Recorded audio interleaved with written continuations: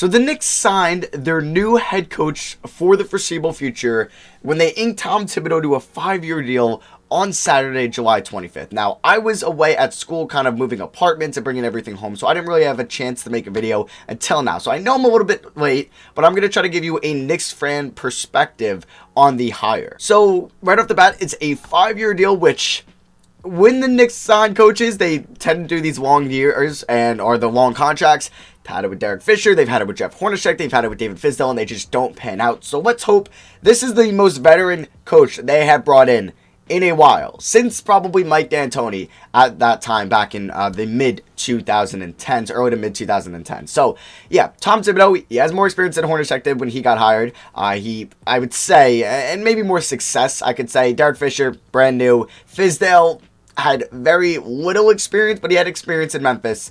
So, and then they had like Kurt Rambis. Oh, don't even want to talk about that. But yeah, Tom Thibodeau, I like Tom Thibodeau. Now, personally, I wanted Kenny Atkinson because I feel where the Knicks are at right now is kind of similar to where the Nets were at when they brought in Kenny Atkinson, and he was great for their player development. He was great for Spencer Dinwiddie, he was great for Jared Allen, he was great for Karis LeVert, and he was really good for D'Angelo Russell, and especially Joe Harris. Those 5 guys, he really brought them up and made them actual, like, good NBA players. For some of them, maybe a little bit better, but still, he helped those guys develop, and I thought that's where the Knicks are kind of at with RJ Barrett and Mitchell Robinson and their new first-round pick this year. So I was kind of hoping for Kenny Atkinson, but I'm not opposed to Tom Thibodeau, and I'll tell you why. So Thibodeau has been known for kind of being more of a defensive-minded head coach, even though his teams in Minnesota weren't all that great defensively. It was really good in Chicago. Obviously, he had Taj Gibson, Joakim Noah, and Jimmy Butler there, and D-Rose wasn't too bad on defense either pre-injury. But I think there's some Knicks on this team that could really use a defensive-minded head coach. I think RJ Barrett has a lot to improve on the defensive end. I think Mitchell Robinson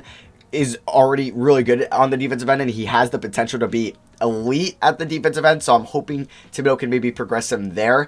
Kevin Knox, their top 10 pick from 2018. He's still very young. He's, 21 years old. He's going to be going into his 3rd season next year. He's abysmal on defense. He's one of the worst defensive players in the league on the perimeter and just in general at the small forward position. So let's hope that Thibodeau can maybe save him and just try to salvage somewhat of his career, where he had a lot of potential coming out of college, but it just hasn't panned out whatsoever. And I think Frank Ntilikina, another young player who could still improve defensively, but he's probably their best defender already. So I'm kind of hoping he just goes from being really good to being maybe elite, or not Marcus Smart level good, but near there. I'm that's something you would like for him to progress towards the future, because you don't want to just say this is where he's going to be at for the rest of his career defensively. You'd like for him to improve. Maybe that's too far of aspirations. Maybe it's more like a Patrick Beverley, but you know what I mean. So I think those guys could definitely improve defensively. Obviously, Mitch and Frank are better, but then really RJ and Knox, it would be nice to see them improve. And if the Knicks were to get lucky in this draft and get the number 1 pick or number 2, and they have a chance to take LaMelo Ball, I'm kind of concerned how they could coexist. Obviously, with LeVar Ball coming in, and LaMelo's going to want to shoot the ball and be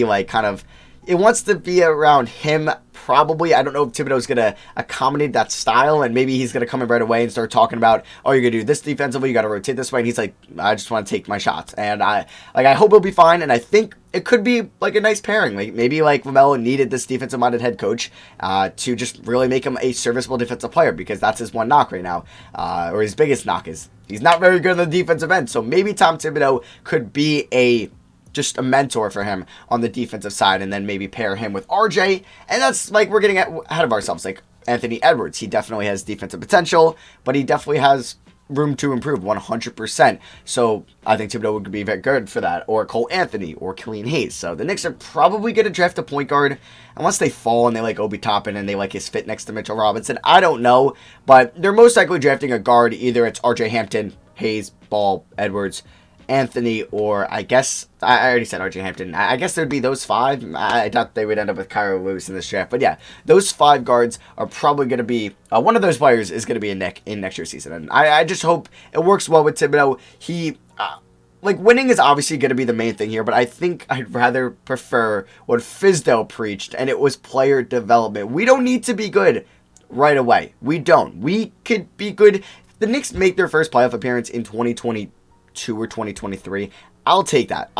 As long as we're seeing improvement from their young players, from RJ, from Mitch, from their top 10 pick this year, and even some from Kevin Knox and Frank Ntilikina. Like, I really hope that is the case. I don't know what they're doing with Dennis Smith Jr., if he's going to end up even being on the Knicks next year. And I just hope that the New York pressure doesn't, like Thibodeau, I think, was always nervous. And same with Mike Miller. It's like, you want to play your young guys, but you also want to play for your job. Obviously, the Knicks keep losing. Critics are coming in. Dolan tends to have a short leash, or the GMs, and they'll fire you. So, as much as you want to play Kevin Knox over Marcus Morris, because he's your young guy, your top 10 pick from a year ago, and Marcus Morris is kind of this vet that we know what he is, he's not going to help you win games. And it's conflicting for some coaches, because they obviously want to win so they can keep their job, but they also want to, play the young guys to help them develop. So it's hard to get kind of a mix of that, and let's hope that Leon Rose, who just hired as his first big move kind of as the Knicks president, he hires Tom Thibodeau, and let's hope that they're on the same page. They're like, we don't need to be a respectable team or make the playoffs, or maybe a respectable team, but we don't need to make the playoffs till 2023. As long as we're seeing RJ and Mitch get better and our first round pick this year, that's all we want to see, is that development and build up a respectable culture and just kind of like a winning mindset. Like, if the Knicks can go 30-52 next year, bad, right? Horrible season. It's pretty bad. Like, you don't want to go 30-52, but at least they're kind of improving each year. Like, they were on pace, I think, for mid-20 wins this year, which was up from 17 last year. So it was improvement, but it wasn't mainly off the young guys, because they decided to sign Wayne Ellington, Reggie Bullock, Julius Randle, and Bobby Portis, and Taj Gibson. No playing a lot of minutes, but hopefully they don't bring back a lot of those guys, and they let kind of the young guys play next year, and hopefully he lets Julius Randle do his thing, but he lets more of the young trio, Mitch, RJ, and the first round pick, do their things a little bit more, because that's what we want to see. But yeah, like I said, that is what I'm hoping. I just hope he doesn't have that pressure where they start out 2-12 next year, and it's like, oh, here we go again, another Knicks bad coach, he's going to get fired, or something like that. Like, obviously, in Fizdale's first year, it was more tank for Zion. It was basically that. It didn't go their way. And then this year, they signed all these vets, and everyone thought they could. Some people thought they'll be an 8 seed.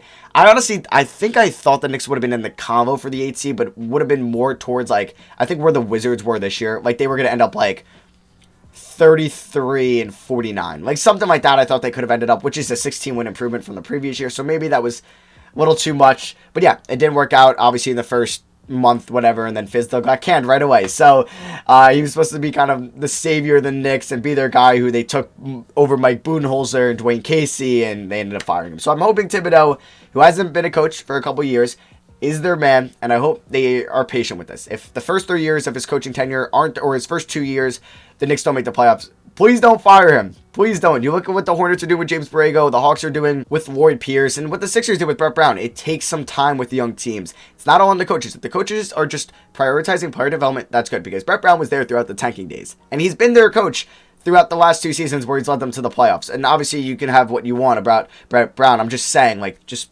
don't fire him in the first years. That's all I ask for as a Knicks fan. Just have some longevity with your coaches and consistency. Let him at least coach the first 3 out of his 5 years on his contract, not the first year and 1 month or year and 2 months like Fizdale ended up being. But yeah, that is going to be my thoughts and reactions on the Tom Thibodeau hiring. Let me know what you guys think of it in the comments section below. Drop a like if you guys did enjoy the video. Thank you all for watching. I love you guys. Double upload today. Yes, sir. So yeah, I love you guys, and I'll see you guys next video. Peace.